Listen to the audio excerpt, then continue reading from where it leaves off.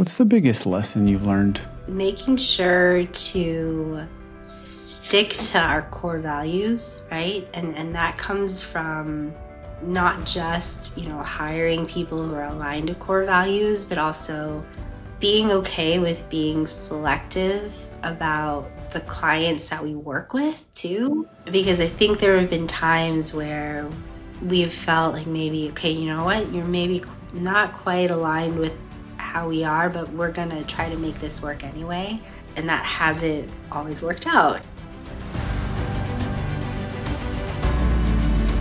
Hey guys, Damien Stevens, host of MSP Mindset, founder and CEO of Servosity. Today, I am blessed to interview Farica Chang. There are two things that really stuck out about Farica. Number one is she's this employee we all want to hire that ends up leading the entire company and became the exit plan for the owners. Secondly, she shares how she's doubled headcount and then still struggles with letting go. If that's something you want to make sure you learn, don't miss out on our conversation today. So Farica, you had a really unusual start. How does one person, take me back all the way to I'm just gonna do a little contract work while I finish out UCLA. How does somebody go from that to the managing principal of an MSP? That's a wild ride. It's a good question. It kind of, I felt like was meant to be in a way, So I graduated from UCLA in 2008, and that was height of the global financial crisis. Stock markets were crashing, everybody's getting laid off, and you are a newly minted college graduate at that point. And I'm born and raised here in St. Louis, Missouri, and came back to to my high school sweetheart. We moved in together, and I was still working for my professor at UCLA in the daytime as teaching assistant, research assistant. We'd gotten a new puppy, a beagle named Mochi, and I was like, well, I need to stay with this dog during the day to make sure she's potty trained. And so I went on Craigslist, because Craigslist was a thing back then. And I was just looking for things to do, because I've just always been somebody who's just pretty restless. I'm always looking for new adventures and just trying to see what it is we were going to do, because I thought the plan was my husband's an engineer. He'd finish out his 2 years with the company he was at, and we would move back to California, which is where a lot of my family's at. And on Craigslist, I see this ad for a second shift, QA assistant for a web development project. And the web development project was, helping create this custom app that was going to store these application documents. And I thought it sounded interesting. So I applied for it and started as a proofreader. Wow, that's a big title to start with there, right? Yeah. Yeah. Proofreader, making, I think, $12 an hour for Anderson Technologies. And it was just Mark and Amy Anderson, the founders of our company, are just incredible people. I can't speak enough about how much I truly love them. And so I could immediately tell it was something special. And I just loved what we were doing in that space. And I know this podcast is about Anderson Technologies, but we also have a division called Anderson Archival, which is kind of more related to what I was originally hired for. And I started going to Amy, one of the owners, and just saying, what else can I help you with? And just started doing that over and over again until she was, giving me bits and pieces and just doing the work, honestly, until I was helping manage that whole project within 6 months, and helping manage the team that was hired, got moved to the day, just got really engaged in that whole process and sucked into this world of technology. Mark Anderson is a sysadmin by trade, and so he was doing what was the precursor to managed services at the time, which was helping small to mid-sized businesses with their IT and making sure that they were all taken care of.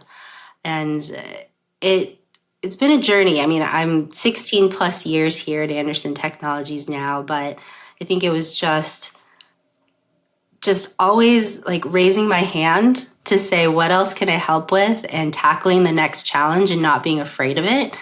And so I think it was 2016 when Mark and Amy were like, let's start really turning what we've been doing for these small to mid-sized business clients into managed services, because it was really a concept that was starting to take off in, the mid 2010s. I was like, great, like, how can I help with that? Right. And, went to some conferences, started researching some of the tools, the RMM, the PSAs, started rolling all of that out. And I've just always loved this place that I worked at for my entire career. And it was just natural. I mean, I was running the company at that point, mostly on the archival side, when we decided to take this dive into managed services and expand that portion of the business.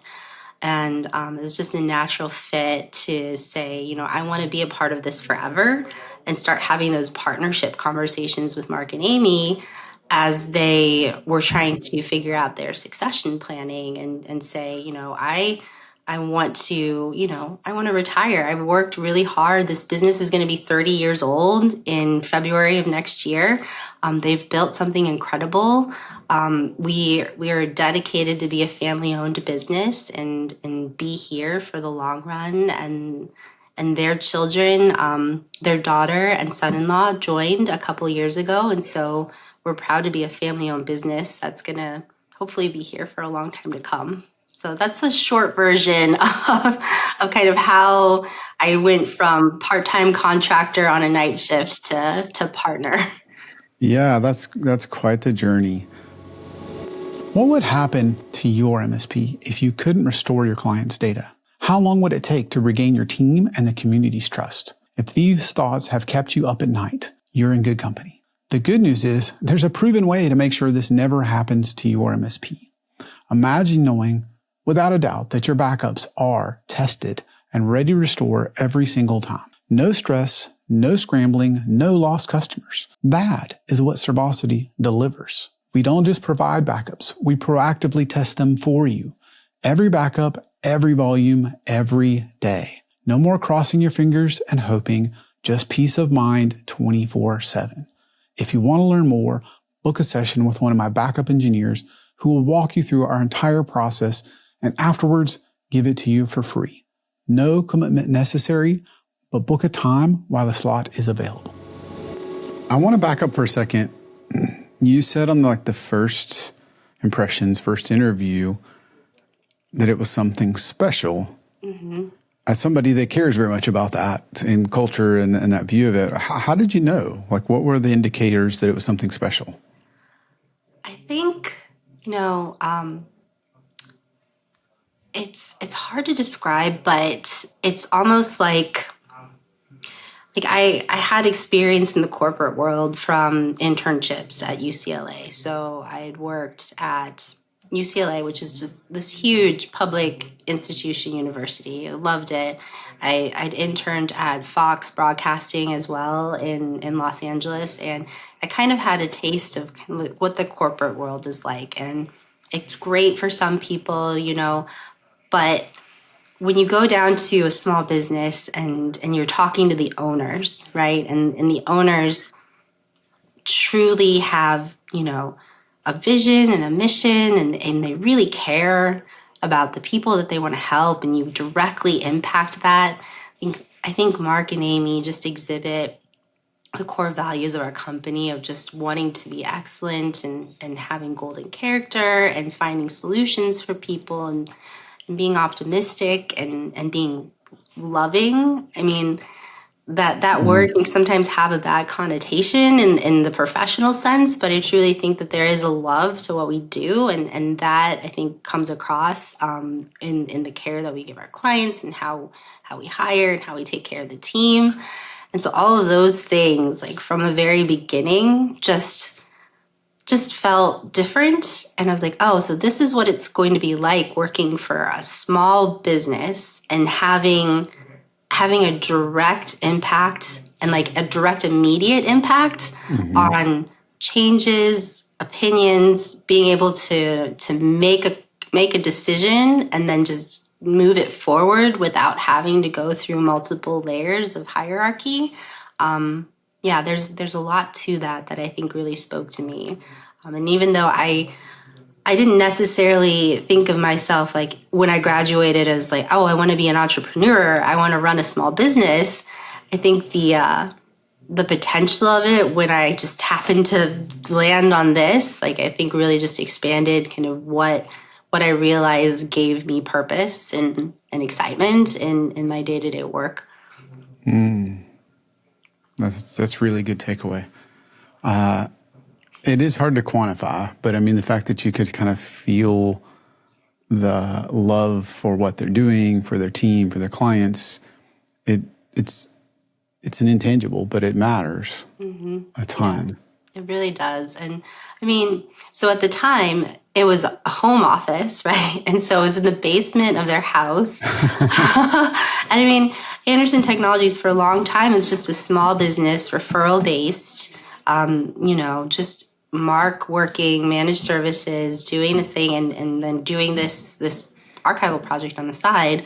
And before we really started getting into managed services and saying we want to grow, we want to scale, it was just a referral based business in their home and working in the basement. And it was a very nice basement, right? It was like a walkout basement. There were desks and, just everything was nice about it. But it's kind of in their home too. And so they had two corgis named Winston and Clementine. And the dogs would come and Mark would, bring us toast and orange juice in the mornings from upstairs. And it was just a very sweet vibe for the first couple of years before we moved into like actual office space as we were growing.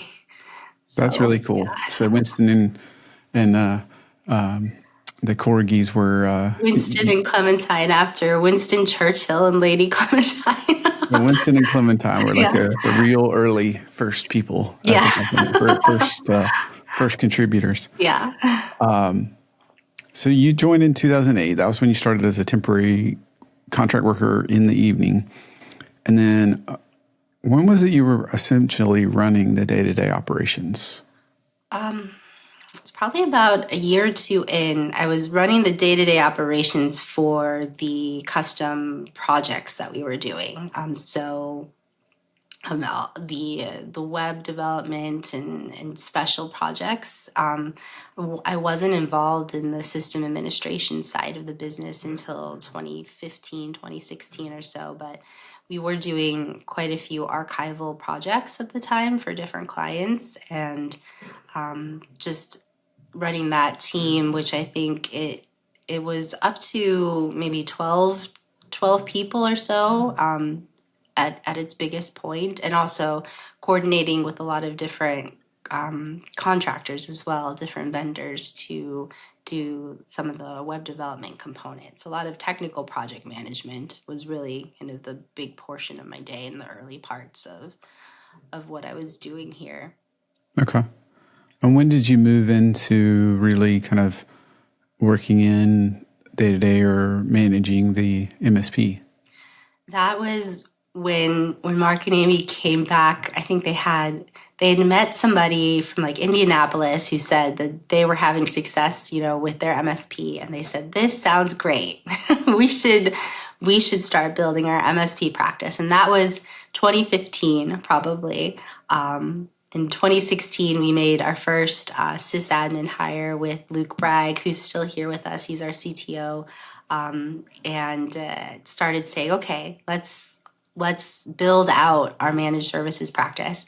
So 2016, I went and we signed up for several tools. We kind of vetted some of them, eventually landed on ConnectWise as our PSA and started rolling that out. And so I basically just wrapped my arms around implementing ConnectWise. I was in charge of the onboarding, setting up the infrastructure, doing all of those things. And from that point, I was in the MSP business, getting all that worked out. Like Luke was doing the technical, I was doing the back end. We were working that through, signing new clients, and then hiring additional sysadmins going from there.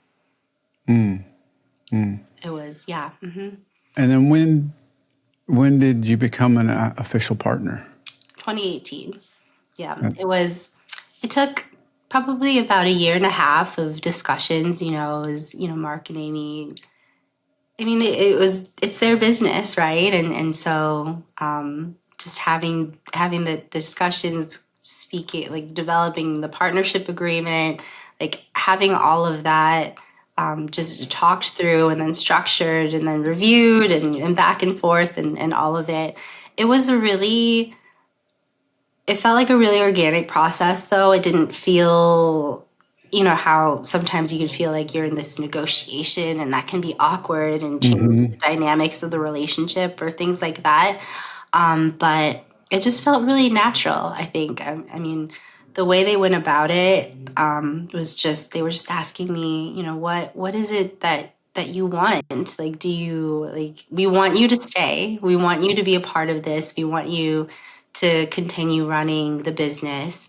But we also want to think about like how we're going to exit when we retire, and what is that going to look like, and also at the time we weren't sure if their children would want to be a part of the business as well. And so just kind of talking through all of that, just having really open and honest dialogue, and kind of just, I think, sharing, what it is that they were willing to do and what it is that I wanted, and coming to some sort of compromise on it, and talking that out, felt, looking back on it, I don't feel like it was awkward at all. And I know for some, I've talked to some others, when you're talking about trying to buy into an owner's MSP, like it can be a different experience. But for me, thankfully, it wasn't. Yeah, there's a lot to unpack there. Was it you or Mark and Amy that initiated that conversation? I think they initiated the what do I want for my future? It wasn't, do you want to become a partner? It wasn't that. And so for me, I had to think about it, talk with my husband, say, do I want to take on this risk, right? Because you become a partner, you take on liability, and for some, that's not something that they're comfortable with. And so we had that discussion, like myself as a family with my husband first. And then I went back to them and said, you know what, I do want to own a piece of what it is that we're building. And so for me, that was like, I've always operated with an ownership mindset, like even before I was a partner, and so that just felt like the natural next step. And so when it was like, I want to become a partner, that was really when the discussions around, okay, what is that going to look like, and how do we, structure that, and all of it really started to take place and take some shape. And that took, a good year and a half to, finalize before we actually had something we were all comfortable signing. Right. And saying, okay, this is official now. Yeah. I think people underestimate how long that can really take if you're not rushing it. Yeah. I'm curious because in a lot of cases, I've built this and then it's my baby, and it's like, it's like selling a portion of your baby. Like you wouldn't do that, right? So what was your experience being on the other side of that, seeing like how open they were to it, how they were willing to, because I feel like there's some people that are like, oh, I would let somebody buy in for, 100 times sales, or whatever. And you're just like, yeah, okay, you really won't. Right. Well, I think the 10 years, like, I'd been a part of building like what we already had. And I had this vision of, I want to make this more than what it is too, right? And so I want it to be like something where Mark and Amy can retire and still get an income stream off of the business, right? And when you're a small MSP, you can't do that, right? When you're the owner, you are working like day in and day out, every single day of the week, on the weekends, doing everything, because you are not at a point where you've scaled enough to be able to create a revenue stream where you can enjoy it and not even have to worry about the day to day. And so that's what I spoke to, right? I want to scale this business so you can retire and still make money off of being an MSP without needing to worry about the day to day. And kind of talking about that vision and what that means and what that could look like, and saying, I want to help build that, but I also want to enjoy some of the reward of that too. And I think just having that really honest conversation. And I think for them, it was, you'd have to ask them, but I would hope that there was enough trust in the long relationship that we'd already built to say, Farica's been a part of this, not from, day one, 1995, but from like, we want to build this MSP, we want to create this space, and she's helped kind of take a lot of the day-to-day off of us already, that it's a natural next step to move to. If we want to get to this place where we retire and we can continue to enjoy being business owners, it would make sense that if she wants to become a partner, in order for that to happen, that as long as everybody is in agreement with kind of how that's structured, it's okay. And that's, I think it was really like, okay, this makes sense. Like, I've never felt with Mark and Amy that I'm less than that. I've always felt like an equal. Like, whenever we're having conversations and it's the three of us, it's always been a very like equal partnership between the three of us. And so it just felt really natural to kind of go into that next step with them. And they made it easy. And I know it's not always easy for others, but it felt, I'm very lucky for it to have just gone like, okay, like, this is what you want. Let's figure out how this is going to work, and make sure that it makes sense for everybody. And I think for them, it was like, okay, we can let a piece of our baby go because you've been helping to build this along the way. So you became managing partner, I think, in 2018. And about how many folks did you have then? We had about 2018. We had about 14 or 15 people. Yeah. Okay. And fast forward to today, where are you? We have 30 now. Okay. Yeah, so double. That's huge. Yeah. There's just so many people that want to be where you are. What do you attribute to that growth? A lot of things. Some all ultimately good lessons, but I think, in trying to grow an MSP, you try to work through, who should I be targeting? Like, what are the industries that we want to go after? You also, like, I don't know, for us at least, as early, like when you're starting out, you have a hard time saying no, right? Like, you just want to say yes to everything because you want to grow and you also want to help. And these people that are coming to you, they're asking for help, and who are we to say no if we think we can help you? Right. And so our growth came from, actually making an effort to grow our client base. Like, we had never actually done that before. It was all just referrals, and that's a big transition. yeah, and it is one we are still continuing to navigate and try to find that right balance of, and also try to find that balance of like, how do we do this without Mark, owner, selling, and that's a challenge that we're still working through. But that growth from 2018 to now, like, it was a roller coaster ride, partially because we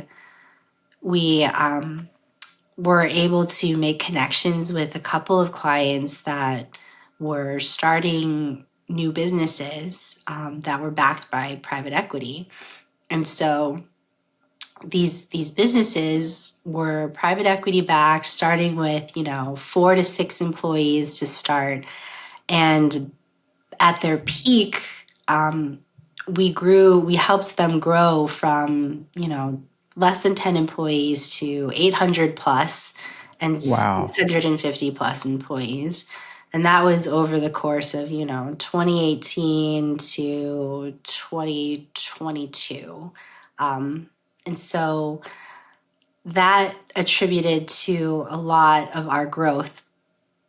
And it was almost like you don't expect that, right? Like you expect, okay, I'm going to help you set up your startup, and I know you want to acquire businesses, and you want to have this solid IT foundation. So we built that for them, and I'm extremely proud of what we did.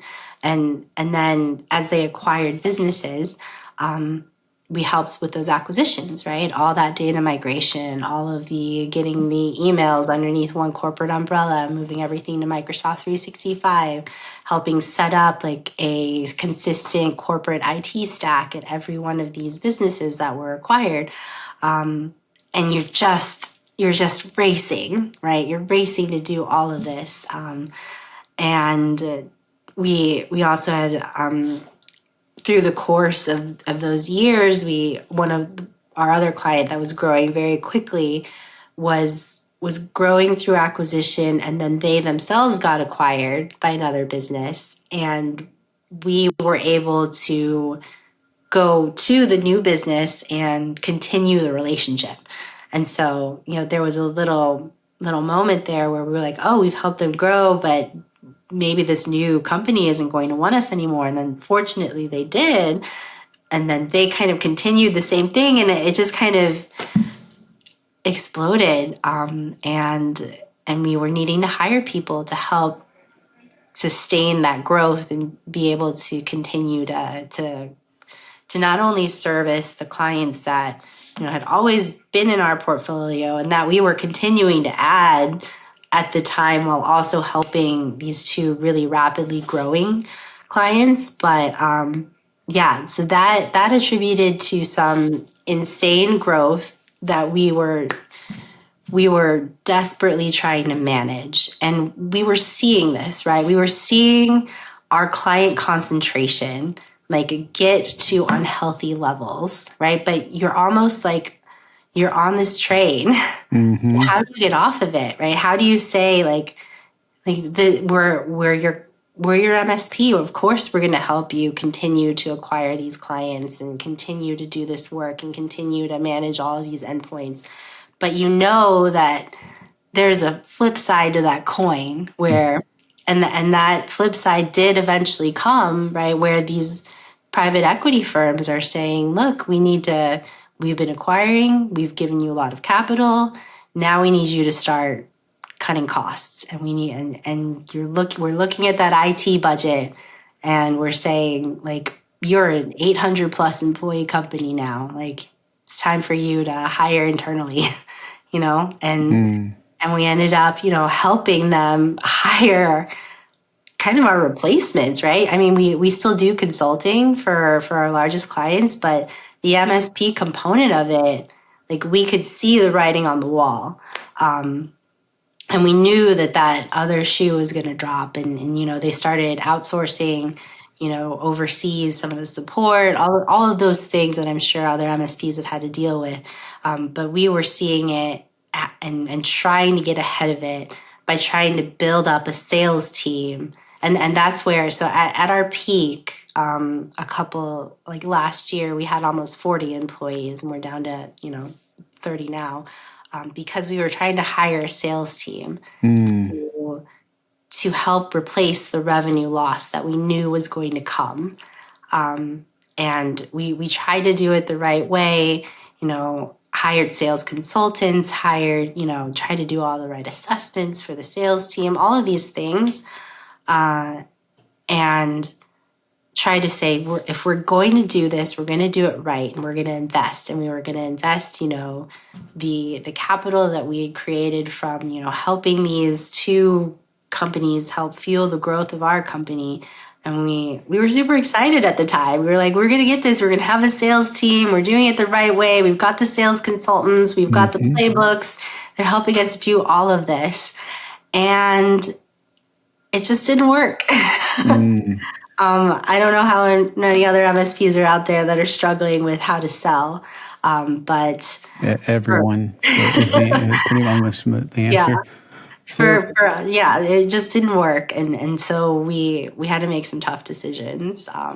And it's been a tougher time for us in this past year and a half or so, because what we had invested in and the leap that we took in trying to develop a sales team, like, it did not bear the results that we wanted it to bear. Yeah. so many questions to unpack. One thing I love about talking to you, Farica, is no matter how much you've grown from 15 to 30, you're always looking at the lessons learned, and not, tuning your own horn and taking the credit. And I'm curious how much, so I appreciate that. How much, like, what percentage of revenue did these two big clients represent for you at their peak? That's a lot. At their peak, each of them was over 25%. So there was So a over time half together? when the two of them were, half of our revenue. Yeah. Wow. Yeah. Yeah. So that's anybody Yeah. that's ever had to try to replace half the revenue. Yes. That's a crazy task. It is. It's been a monumental task for us. And yeah, and so that, and we're doing it, and we're doing it in a way where, we are measuring. So as an EOS company, we've got scorecards and we measure all of these metrics, and client concentration, like, as this was starting to happen with those two companies, that became a metric on our scorecard, and we were seeing this. And so now it's such a relief to see that client concentration score be under 10%. We have no client now that is more than 10% of our revenue. And that makes me feel a lot better That's about where huge. we are. Yeah, because, it's not only just, it's a risk and a liability, but also in terms of valuation for the company, that's a big deal. Nobody wants to see, a quarter of your company tied up to one client. And again, it was so, like, I don't know how we could have avoided it, because it was, unless we had just said, you know what, no, you got to find somebody else to do some of this work for you. But who wants to say no to a client you can help, right. let alone a client that's growing so fast and willing Yes. to pay you when Yeah. they grow quickly, right? Yeah. And so what we tried to do was just in parallel try to create other streams. And the sales team, we hired 3 dedicated sales team members, a sales manager to help manage that sales team, and like an account manager as well. And these were 5 new hires coming through this, like, sales consulting firm. And it's just, traditional sales models and processes, I just don't think they work very well for our industry. And so it was just, even giving them a long runway, like we tried to do, like, it wasn't what they had done successfully at other companies, just wasn't working here. And so we weren't able to, successfully, do the swap timed in a way where we were able to just be like, okay, we're gonna be okay. We come down here, we grow there. It's been, we've come down and we haven't been able to fully replace that revenue, and so we had to make some really, really tough decisions earlier in the year. And it was the hardest thing I've ever had to do, is, tell great people that had worked for us that, like, we had to lay them off. That was January of this year. And then to tell the rest of my team, like, this is what's happening. And it was brutal, just brutal. But what I'm so proud of is, like, how the rest of the team is, like, really rallied around, we're going to get through this. Like, we appreciate, open communication, the dialogue. We have quarterly meetings, we have weekly stand-ups, and we're talking about, like, we're not hiding, like, this is where we are.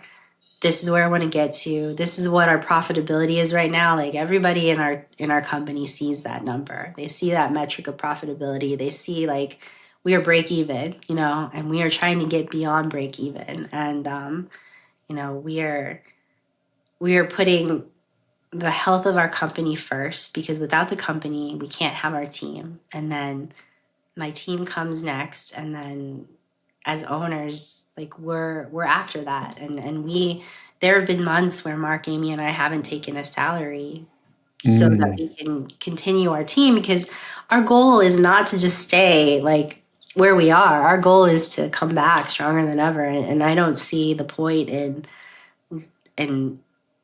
trying to cut so deeply that we lose members of our team when we're going to come back from this. And we have been, we have been adding new clients, and it's just when you have this huge mountain to climb, and you can't just do it by adding another client that's going to be like that much revenue again.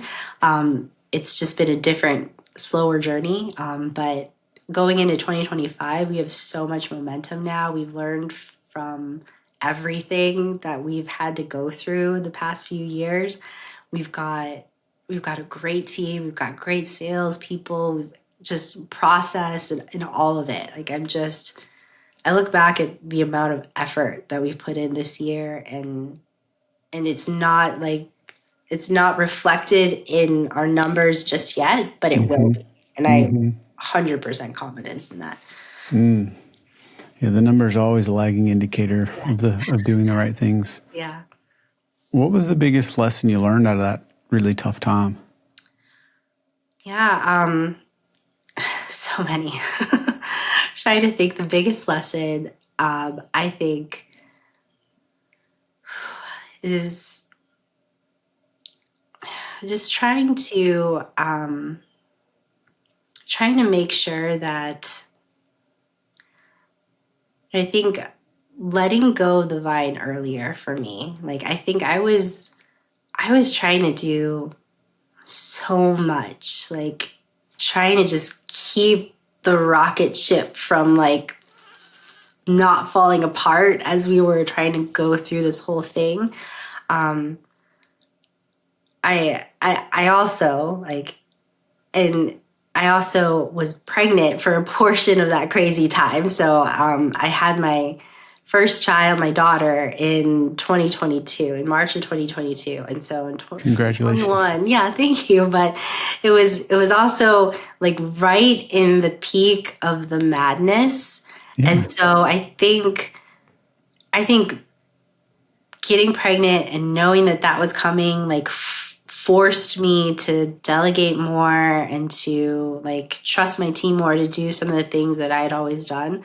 I think in hindsight, I would have, and I should have done this earlier. Like the pregnancy should not have been the reason why, in order to scale, like you have to be okay with letting go of some of these other things faster, and hiring some really strong people to help guide the business too. So we have an incredible business development director who's come to us from, he's worked at Savvis, CenturyLink, and IBM, and he has been such a huge coach and mentor to me and to the rest of the team in helping us, just structure ourselves and also be stronger at like telling a client like this is the way that it needs to be, rather than just constantly just bending over and saying, yep, we will do it however you want it. And like I think we're naturally just wanting to please everybody all the time, and that doesn't lend itself to scalability always. So like putting more structure to everything that we do, and to creating some like more mature business models for how we develop our sales funnel and how we project manage and how we operate, all of those things. Like if I could do it all over again, I would do it earlier and not feel like I have to take it all on my own. There's so many questions I want to ask there to unpack. One of them is, so is this was your daughter, your first? Mm-hmm. Mm-hmm. How did you feel? How did you deal with, I'm bringing my child into this world at a time where everything in the business seems like it's just falling, and you and Mark and Amy are saying, we're going to put our team first and give up our salary, which is what the best leaders do. But I just, how does that feel when you're also, right? It's not the most convenient time. At least every time I've had a child born, they didn't come with any money. So Right. curious, how did that feel to be going through that? It was honestly like the first 6 months were such a blur. Right. Because Right. it was not only, she was in the NICU for 3 weeks as well. So I had that to deal with too. It was an emergency C-section. It was hilarious actually looking back on it, because like I had no idea. Like my parents did not prepare me for like what it means to be a newborn parent. They were just like, you and your brother were so easy. And I remember, the team threw me a baby shower, and I remember sitting there in front of all of them saying, "Yeah, I'll be back to work in a couple weeks. Like the baby's just gonna sleep in the corner. Like babies just sleep, right? Like guys, it'll be fine." Um, and the day she was born, I actually came into work like Oh, my wow. water had broken, and I didn't realize that my water had broken, because when you think about like water breaking, you think it must be like in the movies or something, right? And it was not that. And so I was like, I got to get the invoices out. Like, I'm That's so not going to funny. go to the hospital until I do this. So I'm there doing that and saying I'll go in later. And they were like, well, let's just go in. Like, you should come in just for us to check you. And yeah, we went in. We weren't really prepared because we thought we were just going to be able to go right back home. But they were like, nope, you're here. Your water's broken. It's time. And then one thing led to another. After a couple hours, her heart rate started dropping. And so emergency C-section rolled off, did that. At which point my blood pressure then spiked, because I guess that can happen after you get pregnant. And I was there.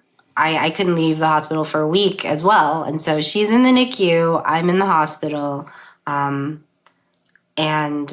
that was that. Like but I was still working. I remember I had my laptop. Because we're an MSP, we've got to get stuff done. Like I had done a lot of training, delegation, like a lot of things off my plate, but I had my daughter in the NICU. I was working probably still about 20-25 hours a week, taking care of this newborn, and doing all these things to help, because at the time it was just trying to manage the growth of these two companies and everything else, our 50 other clients at the time, just all of it. But I did have a really good team to take a lot of that off my plate, because prior to my daughter, I was working probably 60, 70, sometimes 80 hours a week. And so it's a huge cut in the amount of time I was working. And then that decision, right? The decision that came, it wasn't until really me towards the end of last year, going into this year, where we were saying, okay, the sales experiment is not working. This is what we're seeing come down the line. Like we need to prepare for this. And it wasn't even really much of a discussion for us, because I think,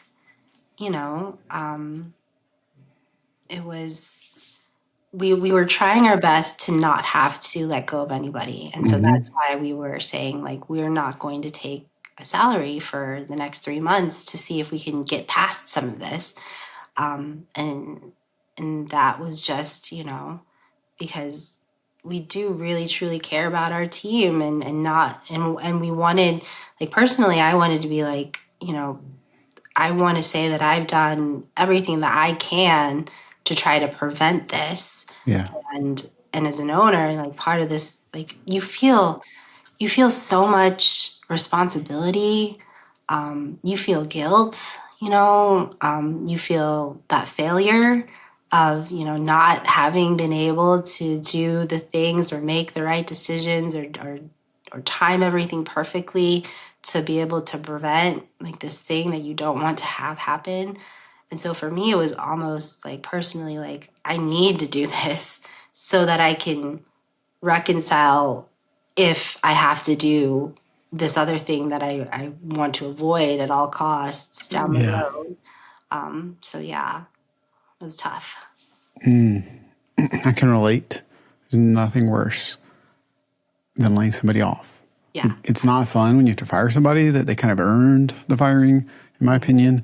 But the layoff, it's just horrible as a human that cares about people. Horrible.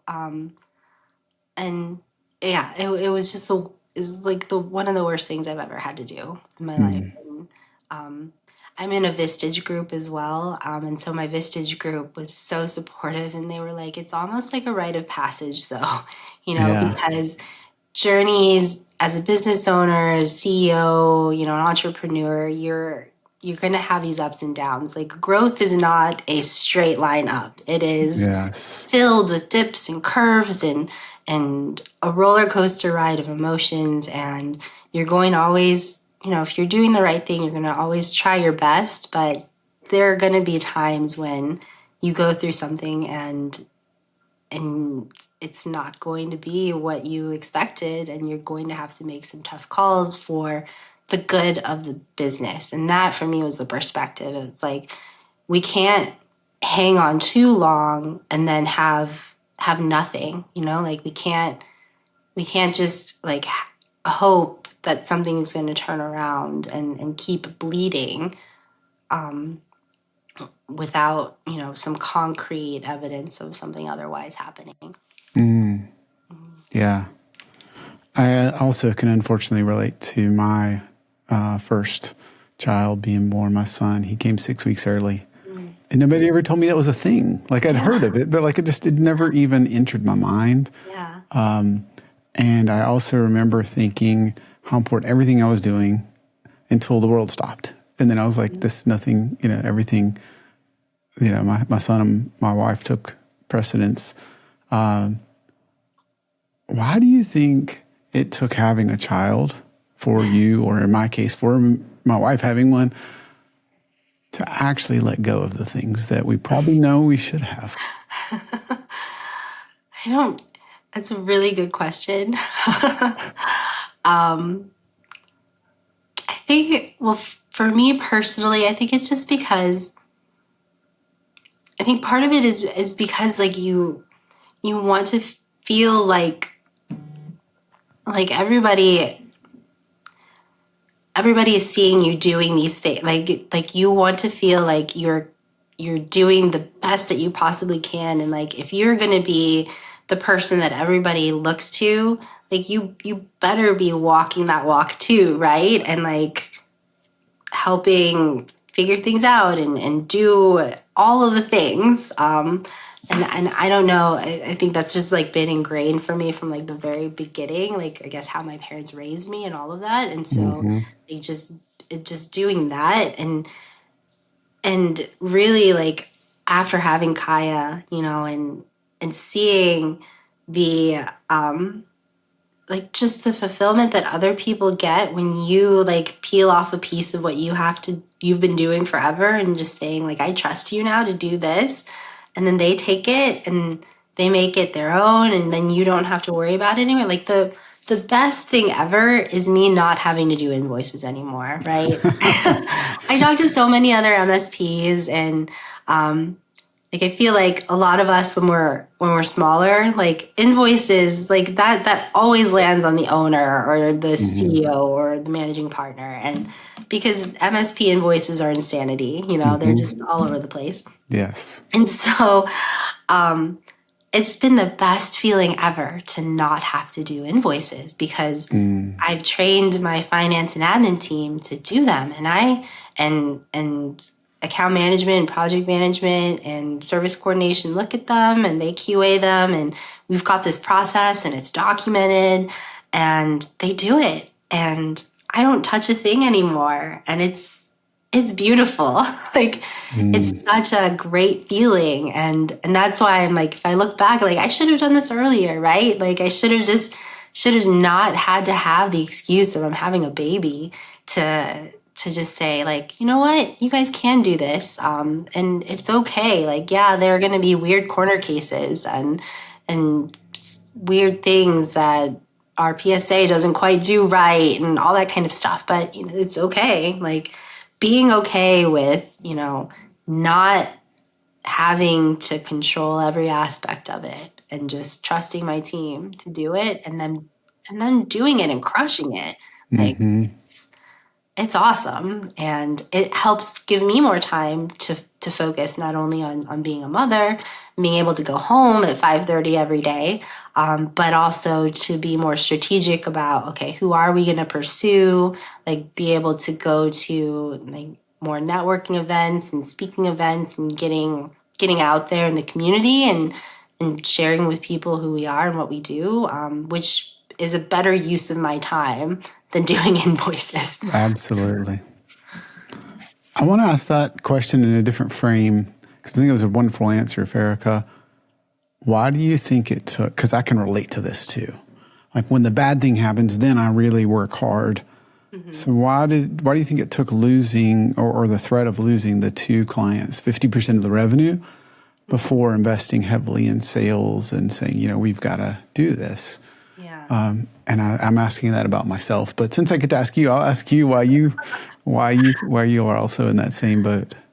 Yeah, I mean, I think because, gosh, is it cliche to just say like the squeaky wheel gets the most attention, right? Like when that like started becoming like the 5 alarm, like, hey, you know, this concentration is getting to be like a point where it's going to be a really, really big problem if one or both of these clients decide to leave us. And that's when we were like, okay, because prior to that, you're just like, I gotta keep delivering, and I've got to keep figuring out how I'm going to deliver and how I'm going to continue to like not fail on my job as an MSP to give all of our clients amazing service. And so operations was the big kind of like, this is what we need to focus on. We need to get more people in. We need to make sure that we've got the right tools in place. We need to make sure that we're procuring properly. And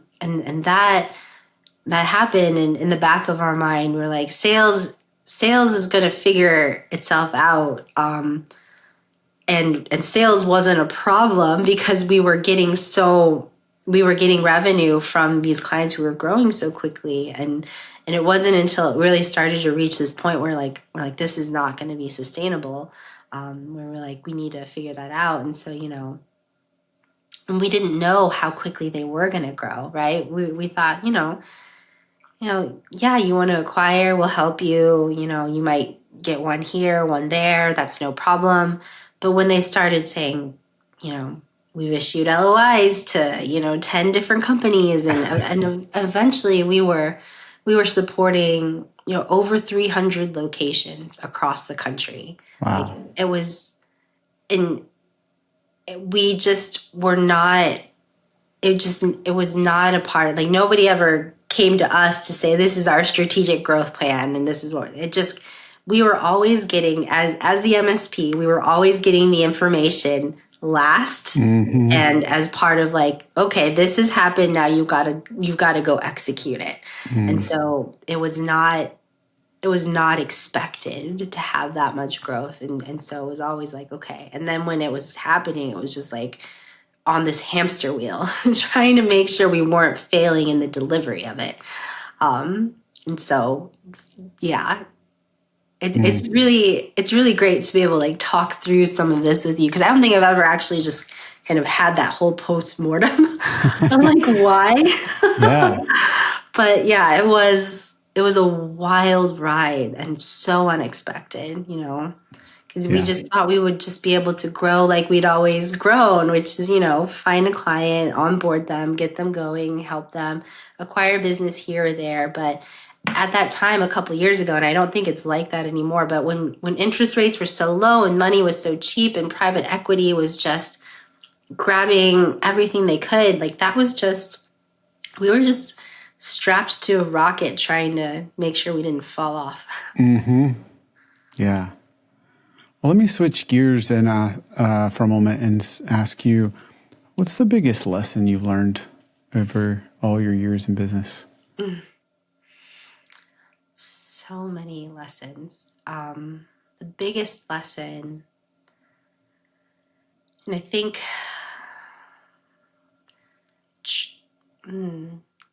like, I think part of it is making sure to stick to our core values, right? And that comes from, not just, hiring people who are aligned to core values, but also being okay with being selective about the clients that we work with too. Yeah. Because I think there have been times where we've felt like maybe, okay, you know what, you're maybe not quite aligned with how we are, but we're gonna try to make this work anyway. And that hasn't always worked out, and it's because maybe they have different priorities and different values than we do, and that doesn't align, and being okay with that, like being okay with, even if it's a really big opportunity, but that this is a organization that isn't going to, respect or appreciate the way that you work. Like that, I think that is a really big lesson for us, because we've historically just been somebody who's never said no to anybody, because we just truly just want to help people, and we feel like everybody can be helped, and I do believe that, but sometimes it's just it's not always aligned, and then that creates so much friction and tension between yourself and the client, but then also with your team too, when you've got that misalignment. And I think we really work hard now to make sure that, like, we state our core values up front and center when we're having these prospect conversations, and if it's something that it doesn't align with other people, like, it's easier to walk away, and say there's going to be a good fit for that organization with somebody else, and that'll be okay. And we've learned that the hard way a few times, so that's been a good thing for us, to just be more disciplined, and sticking to what we believe in and how we want to deliver our services, and also another good, I don't know, I have a lot of lessons, Damien. um, Also, like, being okay with finding a niche and sticking to it, right? Again, Yes. around this, like, we don't want to say no to anybody because we want to help everybody.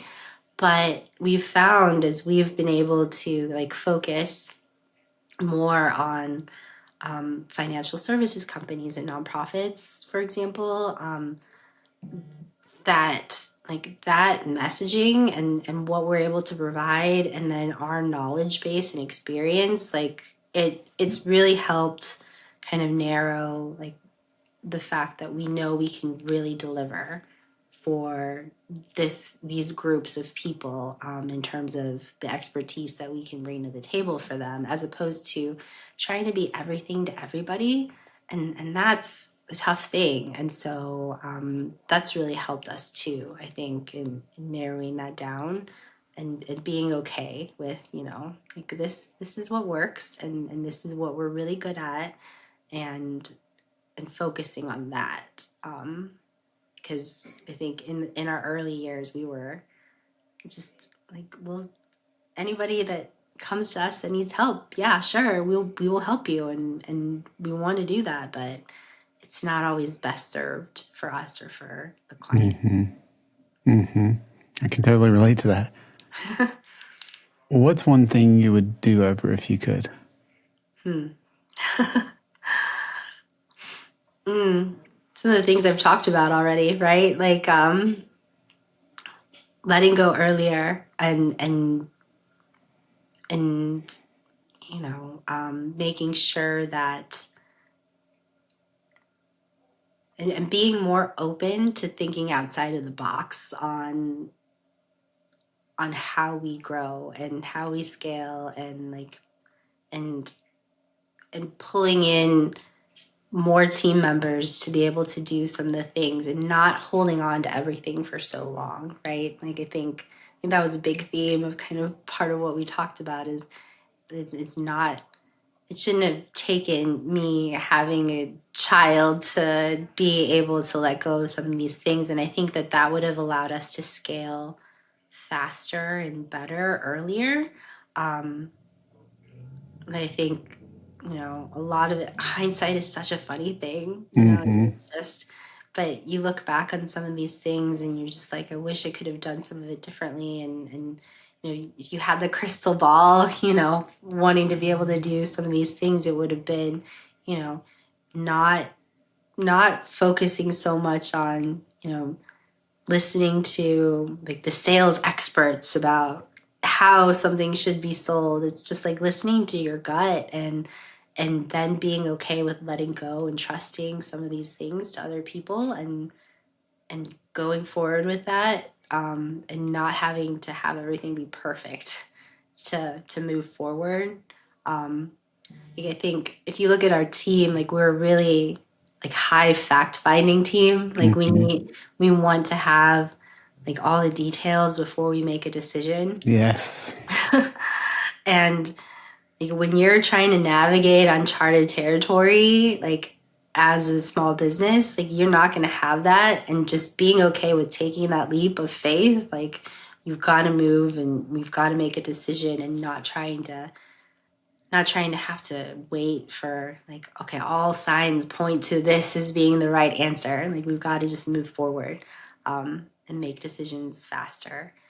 I think that would have served us well earlier on. Like I think we tried to say like, okay, we need like, okay, what about this and what about this? And if this scenario happened, do we have a coverage for that? We could have just been a little bit more nimble. Could have, would have, should have, a lot of those things. And Sure. and I don't know. I feel like I've spent a lot of this conversation talking about things we've done wrong. So hopefully, there are a lot of things that we have done well. And I don't, for Absolutely. anybody who's listening, who may be, on the team or anything like that, I don't want them to feel that I feel like the journey that we've been on has been a failure by any means. I feel like we've grown so much, and the team that we have and EOS have helped us become so strong in having the right people in the right seats with the right processes and the right momentum to really take us to the next level. We have so many exciting opportunities that we are working on going into the new year. And I'm just super excited for, the momentum that we've built through the lessons that we've learned and all of the experience that we've gained, especially over the past couple of years. And our clients love us. Like one of the things that we love is that the fact that when we do NPS scores, we are consistently over 80 every time. And we've been doing CSAT surveys and it's 5 out of 5 every time. Like it's like almost 100% fives. Like our team is so good at delivering service to our clients, and our clients are so loving and they take time out of their day to write like paragraphs about, our team. And that just speaks volumes to like the amount of care that we put into everything, and having clients say such amazing things to us. Like we truly love what we do and our team is so good at it. And that's what I think makes us like stand out and help like really create a really great partnership with all of our clients that I definitely don't want to leave this conversation not speaking to that and say, Absolutely. all those things that make us like a great MSP that I'm really proud to have built. So I just, yeah. Speaking of that, there's so much going on, from changes in industry to just, macroeconomic, there's all sorts of things, technology, so many changes. I'm curious, what's one of the main things you're looking forward to right now? Yeah, you're so right. I mean, there's a lot of, I feel like, consolidation in our industry. Hmm. We're having to, look at our competitiveness in the market, and I'm sure many other MSPs are as well, in terms of, how to compete against some of these larger consolidated MSPs that, are bringing to bear kind of different value sets and value propositions to the markets that we're all playing in. We're looking at probably a lot of the same things everybody else is looking at, AI and automation, um, using tools to create more efficiencies. We've got a tool, like we've got our AI implementation for support desk rolled out this year, where we're trying to just create more of those automated efficiencies in repeatable tasks to try to take some of that load off of the team and help Nice. them focus on, training and upskilling themselves into the more higher level things. Really looking at kind of all of those kind of ways to be able to value add to what we do as an MSP. Compliance is a big component of what we do as well, and so offering, compliance consulting and compliance tools for our clients. Just trying to make sure that we're not getting complacent and, like, yeah, we're patching and managing your machines, we're making sure your firewall firmware is updated. It's more of, making sure that our account managers are doing those quarterly conversations and finding different ways to make sure that we're helping our clients to be more strategic with their tech. It's a never ending challenge and process, but we're trying to just kind of create that, like, value with our clients to be more than just like, okay, we're doing your support desk tickets and things like that. But yeah, I'd love to know what other people are doing as well, because I know it's a challenge for all of us. It absolutely is. Speaking of challenges, what's the top challenge you're facing or trying to overcome right now? Yeah, and so, we're still in revenue replacement mode, right? We're trying to get back to the peak of where we are. But so our challenge right now is trying to predict when things are going to close, because we Mm, have all of these promising conversations. But as we all know, the MSP sales cycle can be quite long. There's unless somebody is in need and their other contract is about to expire on a specific day, it is a little bit of a crapshoot in terms of, like, when you think something will close. And so as we've developed our 2025 forecast on kind of different models of if these particular opportunities close and when, and how that is going to affect who and what we need to hire for and do in the new year. And so that's the biggest challenge, is going into the new year, knowing we have these opportunities, knowing that we've got, verbal, like, yes, we want to go with you, those types of things, but not knowing exactly when some of those things are going to close. Just trying to predict and make sure that we're capacity planning and ready for kind of some of these larger things that are coming down the funnel. I feel really good about it, but it's also kind of like, like, if this happens, then, and again, it's like, I'm not going to have all the facts. So I've just got to make some guesses and predictions and try to go with that and make sure that we're covered as much as possible. But it's a good challenge to have. Like, it's exciting for us. mm. What's the one book you'd recommend? One book, Traction by Gino Wickman. As an EOS implementer and having run on EOS for 3 years, I think EOS for us was transformational. We started it about 3 years ago, and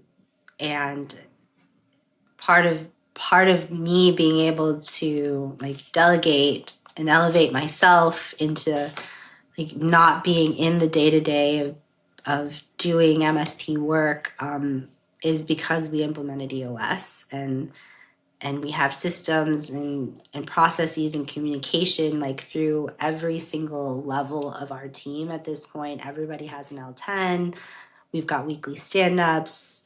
Like once we fully rolled out EOS as a company, our employee engagement and climate survey scores went up significantly in the area of communication and just the team feeling like, okay, I feel like I understand where the company is going and my part in it, which I think has been really huge for us. And then not having like, and EOS helped because before we started EOS, everybody was reporting to me. So Oh my everybody was goodness. reporting to me, they have 14 direct reports. And so now we've got layers and a leadership team, and then supervisors underneath of that for the different, support desk projects, cybersecurity, things like that, teams as well. And it's been amazing. And so for anybody who hasn't read Traction or is thinking about EOS, I would highly recommend it. And I'm also happy to talk to anybody if they have questions about it. I love talking EOS. That leads me to one thing, final, which is you've been through so many things. Most people want to be where you are. If they're listening to this, like, what is something you would give? And what I mean by that is, where should they, if they're struggling with this or that, when should they reach out to you? Is there something you would help them with? Yeah, no, I love like this year, stepping outside of my comfort zone and connecting with more people has helped me realize how much I really actually enjoy it. It's not something that if I hadn't been prompted to do it, I don't know if I would have done it on my own, but I actually really enjoy having conversations like the one I've just had with you. So I welcome anybody reaching out if they're struggling with something that sounds similar to what I've gone through or even not. I'm happy to have a conversation and share my perspective and experience. And especially if you're thinking about, joining EOS and like starting on that journey, there's a whole lot of that I can share and talk about. I hope people hopefully resonated with something that I've shared. It is a different experience for me. I think like I told you when we first talked, this is the first time I've ever actually kind of spoken out loud outside of my team some of the experiences that we've had as a company over these past few years. And so it's been a very therapeutic experience to be able to do that, and hopefully people find some value in it, and I welcome connections. So please feel free to reach out to me. I'd love to hear from you, and if there's any way that I can help, we truly feel like we exist on this planet to help other people. I feel like everybody should feel some of that. Speaking of that, how can people find you? Yeah, find me on LinkedIn. I'm happy to share my email address as well, and you can post that with the podcast. Connect with me on LinkedIn, reach out to me. I'm pretty easy to find. There are not a lot of Farica Changs out there, so feel free to send me a message that way, and I'm happy to connect. That is so amazing. I love how much you shared, how open you've been, Farica. Thank you for the gift of sharing for the first time outside of your team, all the struggles that I think so many people think they're alone in as they're building their MSP. And just thank you for the gift of showing up with intention and for being on MSP Mindset. Yeah, thank you so much. It's been a pleasure.